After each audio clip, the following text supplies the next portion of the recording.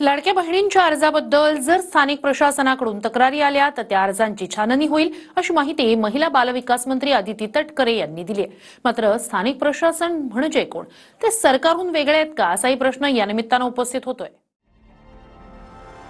निवडणुका झाल्यानंतर आता लाडकी बहीण निकषांच्या कात्रीत सापडणार आहे। पण हे निकष सरसकट नसून फक्त तक्रारींच्याच आधारावर लावले जातील अशी मलमपट्टी सुद्धा सरकारकडून करण्यात आली आहे। तक्रारी कशा स्वरूपात प्राप्त झाल्या याबद्दल मंत्री अदिती तटकरे यांनी अतिशय रंजक माहिती दिली आहे। तटकरेंच्या मते योजनेचा लाभ घेतल्यानंतर नोकरी मिळाली म्हणून त्यांनी स्वतःहून लाडक्या बहिणीचे पैसे नकोत म्हणून अर्ज केलाय। म्हणजे आचारसंहितेच्या पुढच्या 4 ते 5 महिन्यात किती लाडक्या बहिणींना नोकऱ्या मिळाल्या, त्यांची संख्या नेमकी किती हा संशोधनाचा विषय। दुसरा दावा सरकार करतंय की काही महिलांना नोकरीत प्रमोशन मिळालंय म्हणून त्यांनी स्वतःच लाडकी बहीण योजनेचे पैसे नकोत म्हणून अर्ज केलाय। तर काही लाडक्या बहिणींचं लग्न होऊन त्या परराज्यात स्थायिक झाल्यामुळे त्यांनी पैसे नकोत म्हणून अर्ज केल्याचाही दावा केला जातो। मात्र राज्याच्या महिला आणि बालविकास मंत्री अदिती तटकरे यांच्याकडे आणि सरकारकडे किती तक्रारी प्राप्त झाल्या याचं उत्तर काही नाहीये। किती जणांनी पात्र नसताना पैसे उचलले याचेही आकडे सरकारकडे नाहीत। गंमत म्हणजे सरकार एकाही अर्जाची सरसकट फेर तपासणी करणार नाही। मात्र स्थानिक प्रशासनाकडून ज्या तक्रारी येत आहेत त्यानुसार चौकशी होईल असं उत्तर तटकरेंनी दिलंय। आता स्थानिक प्रशासन आणि सरकार हे दोन्ही वेगवेगळे घटक कसे याचं उत्तर अजून मिळालेलं नाही। सरकारमध्ये आमदार, कॅबिनेट मंत्री आणि राज्यमंत्र्यांचा समावेश होतो। प्रशासनात सचिव, जिल्हाधिकारी, गटविकास अधिकारी असा क्रम येतो। सरकारने घेतलेले निर्णय हे प्रशासनाने राबवायचे असतात आणि प्रशासनाने काढलेल्या त्रुटींवर निर्णय सरकारला घ्यायचे असतात।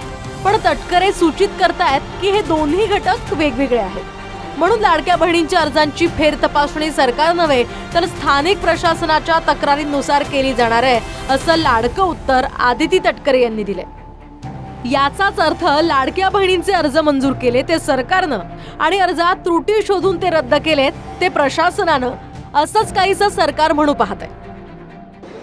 आता जे आपण काही आमच्याकडे ज्या तक्रारी आल्या त्या काही स्वतःहून केलेल्या आहेत, काही आम्हाला स्थानिक प्रशासनाकडनं त्यांच्या याच्यामध्ये ज्या आढळल्या त्याच्यामधून आलेल्या आहेत। पण या कंपॅरेटिव्हली एक साचा आम्हाला देतोय की कुठल्या 5 गोष्टींकडे आपल्याला लक्ष केंद्रित करायचंय आणि त्यानुसार आपण ही व्हेरिफिकेशन किंवा या ज्या काही इन्कम टॅक्स विभागासोबतच्या जे काही उत्पन्नाचं मॅच करण्याचे असतील किंवा 4 व्हीलरच्या ट्रान्सपोर्ट विभागासोबत असतील त्यानुसार ही आपण पावलं उचलत आहोत। पहिले 1,500 का दिलेत? मग मतं घेण्यासाठी दिलेत। एका कुटुंबामध्ये 4-4 जणांना दिलेत। का दिलेत? मतासाठी दिलेत। आता का फिरताय? कशाला निकष लावायला पाहिजेत? काय म्हणतात, गरज सर्व आणि वैद्य मरो, ही मानसिकता आहे काय? याला उत्तर देतील ना महाराष्ट्रातील महिला? हे किती बनावटखोर आहेत, धोकेबाज आहेत, फसवेगिरी आहेत। हे बहिणींना कसं भावनांशी खेळून त्यांना मतं घेतलीत।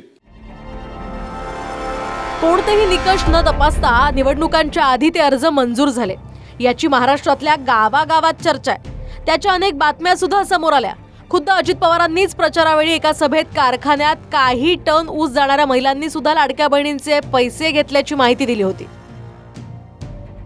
मात्र आता निवडणुका झाल्यात आणि अर्जांच्या तपासणीचं कारण हे मीडियात आलेल्या बातम्या आणि स्थानिक प्रशासनाच्या तक्रारींना ठरवलं जात आहे। निवडणुकांनंतर आम्हाला मतं न देणाऱ्यांचे अर्ज बाद करू किंवा मतं न देणाऱ्या लाडक्या बहिणींकडून पैसे परत घेऊ अशी विधानं खरं तर सत्ताधारी नेत्यांनीच केली होती। आता मात्र सरकार तक्रारी प्राप्त झालेल्यांचे अर्ज तपासू असं म्हणतंय। ज्यांनी आशीर्वाद दिला नाही तर मी तुमचा भाऊ आहे, ते 1500 रुपये खात्यातून वापस घेऊन घेईन। स्क्रुटिनी इलेक्शनच्या नंतर आहे, कोण पात्र कोण अपात्र या इलेक्शनला पुढे पाहणाऱ्यांची यादी काढा। आपण त्यांचा कार्यक्रम डिसेंबरमध्ये करू हा शब्द तुम्हाला देतो। कुठलेही निकष किंवा त्याच्यामध्ये कुठलेही बदल आपण करत नाही आहोत। फक्त जे निकष आम्ही GR मध्ये ठेवलेले होते त्याला अनुसरून ज्या काही तक्रारी आलेल्या आहेत त्या 5 बाबींवर आपण लक्ष केंद्रित करून ही पुढची जी काही व्हेरिफिकेशनची पद्धत आहे मतदानाच्या आधी एकाही अर्जाची तपासणी होणार नसल्याचं सत्ताधारी नेते सांगत होते। आता त्याच सरकारमधले नेते तक्रारींच्या आधारावर फेरतपासणी होणार असल्याचं म्हणतात. सगळ्या लाडक्या बहिणींनी आपल्या नियमामध्ये बसणारे ऑनलाईन फॉर्म भरलेले, त्याची छाननी झालेली आहे. ते सिलेक्ट का रिजेक्ट, अनेक फॉर्म रिजेक्ट सुद्धा झालेले आहेत. असं नाही आहे की सगळेच भरले सगळे सिलेक्ट झाले नाही. जे सिलेक्ट झाले ते सिलेक्ट झाले, त्याच्यामध्ये कुठेही कटछाट होणार नाही. त्या सर्वांना पैसे हे चालू राहतील. जे आम्हाला कंप्लेंट आलेले आहेत, मग काही कंप्लेंट पालघरमधून आलेले आहेत, काही यवतमाळमधून आलेले आहेत, काही फलटण साताऱ्यामधून आलेले आहेत, काही वर्ध्यामधून आलेले आहेत. तर या ज्या साधारणपणे कंप्लेंट झालेल्या आहेत त्याच्या आधारे आपण या 5 बाबींवर चौकशी किंवा एक क्रॉस व्हेरिफिकेशन आपण सुरू करत आहोत.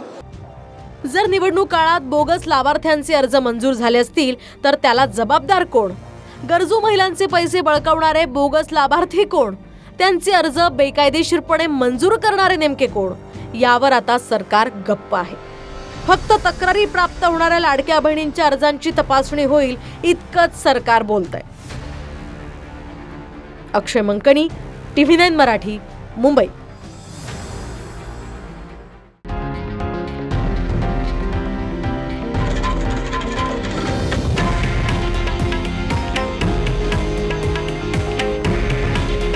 हे आहे देशातील नंबर 1 न्यूज नेटवर्क आणि आपण पाहत आहात TV9 मराठी. काळजी तुमची, हित महाराष्ट्राचं.